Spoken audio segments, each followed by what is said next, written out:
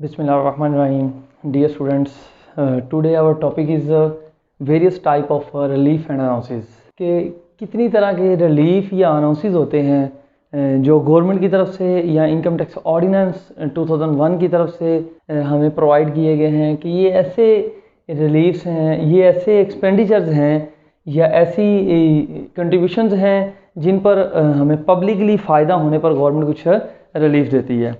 तो हम average relief की इंशाल्लाह ये जो मेजर टॉपिक है इसकी हम बाद में बात करेंगे। पहले छोटे से 3 पॉइंट्स हैं उनको डिस्कस कर लें जिसमें हम राइट डाउन कर सकते हैं रिलीफ के हवाले से। सबसे पहला रिलीफ है concession for full time teacher and researcher. अगर कोई इंडिविजुअल सैलरीड पर्सन जो अपने टैक्स की कैलकुलेशन कर रहा है और वो प्योरली एक टीचर है, प्रोफेसर है या फिर वो क्या है, रिसर्चर है किसी नॉन प्रॉफिट मेकिंग ऑर्गेनाइजेशन के लिए, तो देन उसके लिए क्या अवेलेबल है लॉ में, कानून में उसके लिए जो गुंजाइश है वो है concession for full time teacher and researcher के हवाले से कि उसके सैलरी के हेड की जो इनकम होती है। हम बात करेंगे इंशाल्लाह नेक्स्ट टॉपिक में। एक टॉपिक रह गया हमारा प्रॉपर्टी का, वो हम डिस्कस करेंगे नेक्स्ट क्वेश्चन है, और फिर इंशाल्लाह हम इस पे बात करेंगे कि ये रिलीफ और अनाउंसेस के अलावा वो जो बाकी चीज़ें हैं वो कैसे कैसे हमने कैलकुलेशन करनी है। तो सम ऑफ सैलरी का हेड कि सैलरी के हेड पर जितनी इनकम बनती है, मतलब टोटल 5 हेड हैं, income from salary, income from property, income from capital gain, income from other. ये जो 5 हेड्स हैं इनकी जो इनकम होती है इनमें से एक इनकम है जो इनकम फ्रॉम सैलरी के हेड की है। तो इनकम फ्रॉम सैलरी के हेड की जो इनकम होगी उसकी हम कैलकुलेशन करेंगे कि उस हेड की जो टैक्सेबल इनकम थी उस पर टैक्स कितना बनता है। तो वो जितना टैक्स होगा उसका 25%, 25% उस टैक्स का जो होगा वो हमें माफ़ होगा, वो हम लेस कर सकते हैं, वो हमें टैक्स क्रेडिट के तौर पर मिल जाएगा। वो हम असल में फाइनल कॉलम में जाके लेस कर सकते हैं जो हमारा टैक्स पेबल ग्रॉस बना होगा उसमें से माइनस करके। कि फ़र्ज़ करें हमारा 1 लाख टैक्स पेबल था और हमारा जो सैलरी के हेड की हमें 25% जो हमें कंसेशन मिली वो 1000 रुपये थी, तो 1 लाख में से 1000 रुपये हम माइनस कर देंगे तो रिमेनिंग हमारे पास 99,000 जो टैक्स है वो हम अदायगी करेंगे। नेक्स्ट टॉपिक जो हमारे पास है फॉरेन टैक्स क्रेडिट का है। फॉरेन टैक्स क्रेडिट क्या है पहले हम ये अंडरस्टैंडिंग कर लें। फॉरेन टैक्स क्रेडिट जो है वो हमारा, अगर कोई शख्स बाहर के कंट्री में उसका कोई बिजनेस है और वहाँ पर टैक्सेस भी पे कर रहा है। देखिए एक चीज़ याद रखिएगा, अगर क्वेश्चन के अंदर जस्ट फॉरेन इनकम आ जाती है और उसने कोई टैक्सेस नहीं दिए हुए तो फिर हम उसका कोई ट्रीटमेंट भी नहीं करते। हाँ, अगर उसने कोई फॉरेन इनकम आई है और उसने बाहर टैक्सेस भी दिए हैं तो फिर हम उस इनकम को ऐड भी करते हैं, पार्ट भी बनाते हैं टैक्सेबल इनकम का, हम क्वेश्चन में से फुली टैक्सेबल करते हैं।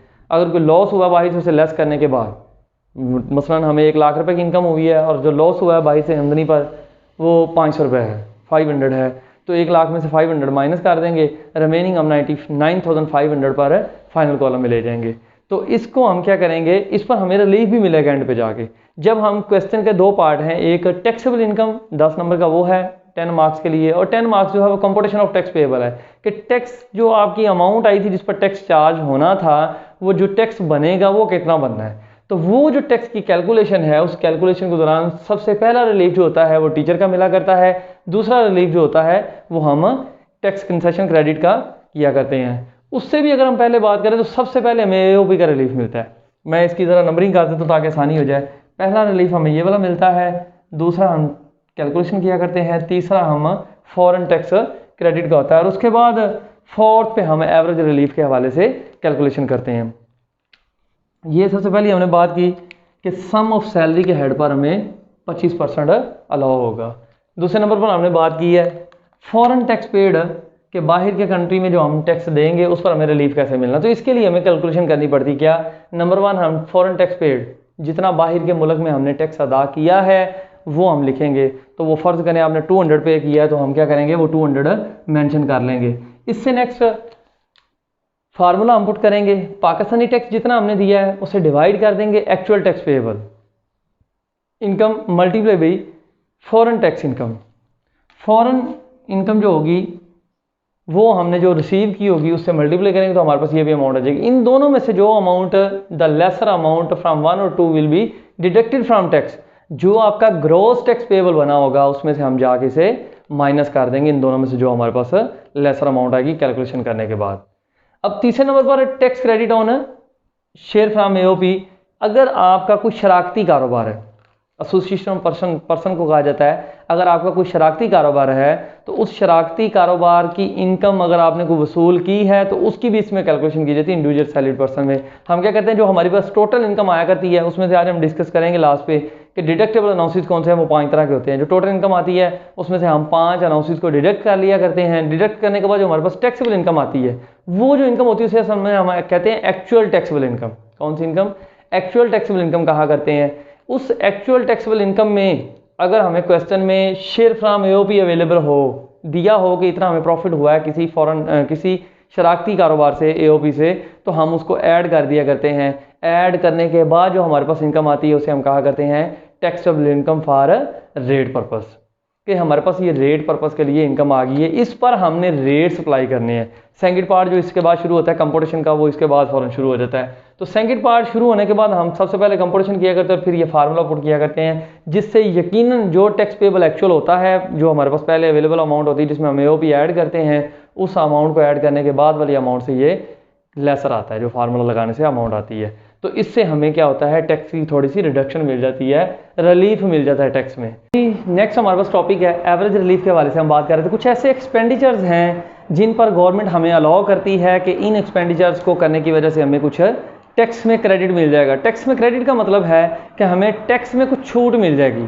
जो हमारा ग्रॉस टैक्सेबल हम फाइनल कॉलम में कर रहे होंगे कंपोटेशन के बाद नेक्स्ट पार्ट 10 मार्क्स का, तो उसमें हमें कुछ रिलीफ मिल जाएगा। वो रिलीफ जो है, नंबर 1 सबसे पहले डोनेशन करेंगे। अगर हम अंडर क्लास 61 सेक्शन 61 के मुताबिक अगर हम कोई डोनेशन करते हैं किसी ऐसे एजुकेशनल इंस्टीट्यूशन को, फॉर एग्जांपल बोर्ड को, पंजाब यूनिवर्सिटी हो सकता है, 22 लाहौर का बोर्ड हो सकता है, कोई भी हॉस्पिटल हो सकता है जिसको हम मेडिसिन वगैरह लेके दे सकते हैं, या any relief fund approved by the government, कोई भी रिलीफ फंड जिसे गवर्नमेंट ने अप्रूव किया हुआ। जैसे कि ये लास्ट टाइम डैम के हवाले से कंपेन चली थी, तो देखें वो फंड जो है वो गवर्नमेंट ने अप्रूव किया था। तो ऐसे अप्रूव्ड फंड्स के लिए जो भी रिलीफ हम देंगे उन पर हमें ये कंसेशन मिलेगी। अब ये concession amount of donation things will be ascertain by board means the federal board of revenue. कहता है ये जो चीज़ें जो हम देंगे कैश के अलावा, अगर इनको हमको चीज़ लेके दे देते हैं, मसलन बोर्ड को हम फर्नीचर खरीद के दे देते हैं, कुछ भी चीज़, हॉस्पिटल को हम फर्नीचर खरीद के दे देते हैं, मेडिसिन लेके दे देते हैं, तो उनकी जो वैल्यू होगी वो बोर्ड असर्टेन करेगा, ना कि हम ये नहीं कह सकते कि मैंने 20 लाख की खरीदी है तो 20 लाख का रिलीफ मिले। बोर्ड कैलकुलेट करेगा कि इसका रिलीफ आपको कितनी अमाउंट पर मिलना है, तो उसकी मार्केट वैल्यू चेक करेगा। हाँ, अगर ये relief in case of cash दिया जाता है, आप पैसे देना चाहते हैं, तो देन ये हमेशा क्रॉस चेक की शक्ल में होना चाहिए, अदरवाइज ये रिलीफ आपको अलाउ नहीं होगा अगर ये क्रॉस चेक में नहीं दिया जाता। तो इसकी कैलकुलेशन कैसे करनी है वो हम जब न्यूमेरिकल की रेटिंग करेंगे, नहीं तो नोट्स के अंदर लिखा हुआ है। नंबर 1 हम एक्चुअल वैल्यू लिया करते हैं, नंबर 2 हम 30% लिया करते हैं टैक्स। मैं आपको दिखा भी देता हूँ ताकि आपको एक दफ़ा अंदाज़ा हो जाए। ये जी डोनेशन फॉर चैरिटेबल पर्पज़ के लिए है। तो सबसे पहले number 1 actual amount of donation, number 2 30% of taxable income. दोनों में से लेसर अमाउंट आएगी उस पर आपको रिलीफ अलाउ होगा। इसी तरह से शेयर्स एंड इंश्योरेंस के हवाले से पॉइंट है, इसका 20% पर हमें रिलीफ मिला करता है। 20 लाख तक की मैक्सिमम उसने रिस्ट्रिक्शन भी लगाई हुई है। इसको हम पहले देख लेते हैं कि investment in share and insurance, अगर आप किसी कंपनी के शेयर्स खरीद लेते हैं या इंश्योरेंस कहीं से करवा लेते हैं लाइफ इंश्योरेंस के हवाले से, तो ये जो आपको रिलीफ है अलाउ होगा। अच्छा, ये इंश्योरेंस हमेशा कुछ क्वेश्चन में दिया हुआ, वाइफ की इंश्योरेंस करवा ली है। इंश्योरेंस जिस पर्सन की कैलकुलेशन की जा रही है उसके हवाले से होगी हमेशा। ये वाइफ या फैमिली इंश्योरेंस पर आपको रिलीफ नहीं मिलेगा, उस पर्सन की पर्सनल इंश्योरेंस पर मिलेगा आपको। For example registered by SCCP होनी चाहिए। सबसे पहली बात उसने ये शर्त रख दी कि जिस ऑर्गेनाइजेशन में आप या जिस कंपनी के शेयर्स में इन्वेस्टमेंट कर रहे हैं वो security and exchange commission of Pakistan में रजिस्टर्ड होनी चाहिए, या लाइफ इंश्योरेंस भी वहीं से रजिस्टर्ड होनी चाहिए। Second, allowed average relief if any person, कोई भी शख्स जिसको ये रिलीफ मिलना है अगर वो ये इस तरह का अमल करता है तो ये रिलीफ मिलेगा, अदरवाइज ये रिलीफ नहीं मिलेगा। सबसे पहले वो न्यू शेयर्स खरीदे किसी कंपनी के, पहली बात है किसी कंपनी के नए शेयर खरीदे। यूज शेयर जो पहले आप किसी ने सेल किए और आप थर्ड पर्सन के तौर पर सेल कर रहे हैं, तो वो उन शेयर्स पर आपको रिलीफ अलाउ नहीं होगा। Second, listed shares privatisation commission के जरिए खरीदे जाएंगे। जो पाकिस्तान का प्राइवेटाइजेशन कमीशन है जो SCCP में बैठा हुआ है, उसके जरिए आप खरीदें तो ये आपको रिलीफ अलाउ होगा, अदरवाइज ये रिलीफ अलाउ नहीं होगा अगर आपने थर्ड पार्टी के शेयर्स किसी के खरीदने हैं। Number 3, person should original allottee, जो शख्स शेयर खरीद रहा है वो खुद ओरिजिनल अलॉटी होना चाहिए उन शेयर्स का। और नोट दिया हुआ है कि इसके अंदर क्या है जी, इफ़ पर्सन सेल्स और transfer share with in the 1 year, 1 साल के अंदर अंदर खरीदने के उसने वो परचेज्ड शेयर जो थे वो किसी और को फरोख्त कर दिए हैं, तो ये रिलीफ अलाउ नहीं होगा। ये जो आपको एवरेज रिलीफ मिलना था शेयर्स पर, ये अलाउ नहीं होगा। नेक्स्ट पॉइंट है हमारे पास इन्वेस्टमेंट इन हेल्थ इंश्योरेंस।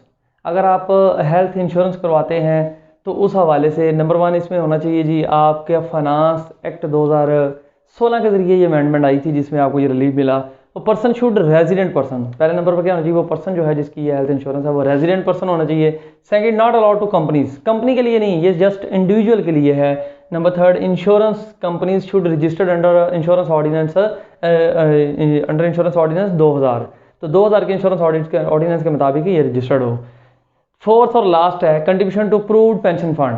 अगर किसी पेंशन फंड में आप कंट्रीब्यूशन करते हैं तो उस पर आपको क्या रिलीफ मिलेगा, उसके लिए आपके पास नंबर 1 वैलिड एनटीएन और सीएनएस होना चाहिए टैक्स पेयर का, जिसकी कैलकुलेशन की जा रही है। और नंबर 2 ओनली 1 स्कीम, सिर्फ एक ही स्कीम में वो कंट्रीब्यूशन कर सकता है। मसलन कोई आर्मी से रिटायर्ड हुआ और एक और दूसरी स्कीम में चला गया है तो वो दूसरी स्कीम में जब करेगा तो पहली स्कीम उस वक्त तक खत्म हो चुकी होगी।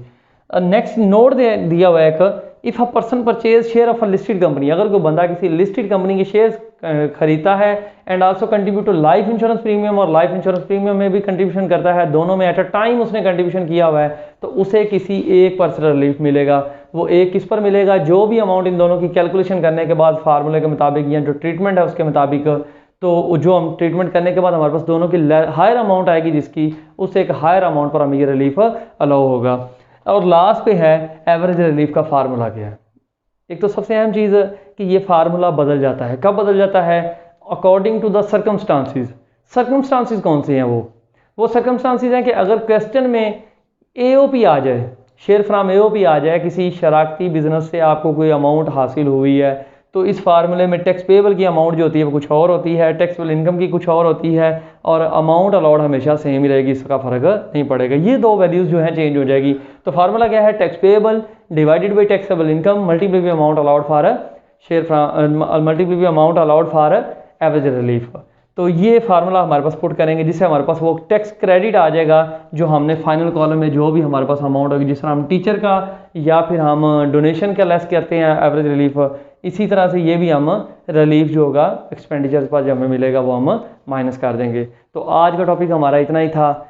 इससे पहले कि आप यहाँ से जाएं, मैं आपको कुछ बताना चाहता हूँ कि ये नोट्स के हवाले से आप देख लें कि कहाँ से ये टॉपिक शुरू हो रहा है।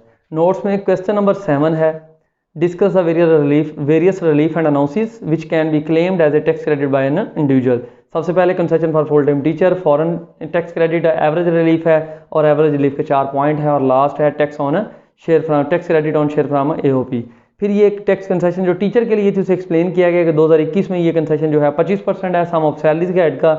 ये फार्मूला लिखने की आपको ज़रूरत नहीं है, इसे यहाँ से ख़त्म कर दीजिएगा। फॉरेन टैक्स क्रेडिट है, फॉरेन टैक्स क्रेडिट पर भी आपको number 1 Pakistani tax, number 2 foreign tax का फार्मूला अप्लाई करें। उसके बाद एवरेज रिलीफ के पॉइंट्स हैं। एवरेज रिलीफ के पॉइंट्स में सबसे पहला जो पॉइंट है डोनेशन फॉर चैरिटेबल पर्पस है। डोनेशन फॉर चैरिटेबल पर्पस के लिए किन किन अदारों को की जा सकती है वो सारा उसने मेंशन किया हुआ है कि किस तरह से ये डोनेशन जो है आपको मिलेगी।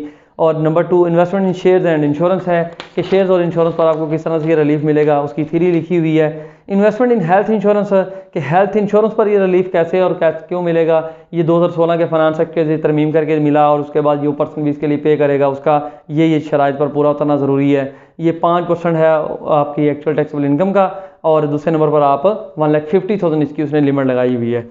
और लास्ट है contribution to an approved pension fund, और इसके बाद एक फार्मूला दिया हुआ और लास्ट पे दिया हुआ नोट वही जो if a person purchase share of listed company तो देन उसे एक ही पर रिलीफ मिलेगा, 2 पर नहीं मिलेगा। ये हमारा आज का टॉपिक था। ये एवरेज रिलीफ का जो कंप्यूटेशन का पार्ट है, नेक्स्ट पार्ट जो 10 मार्क्स का है उसके लिए बड़ा ही अहम है। उस हवाले से हमें ये रिलीफ अगर नहीं आता तो हम कैलकुलेशन भी नहीं कर सकते।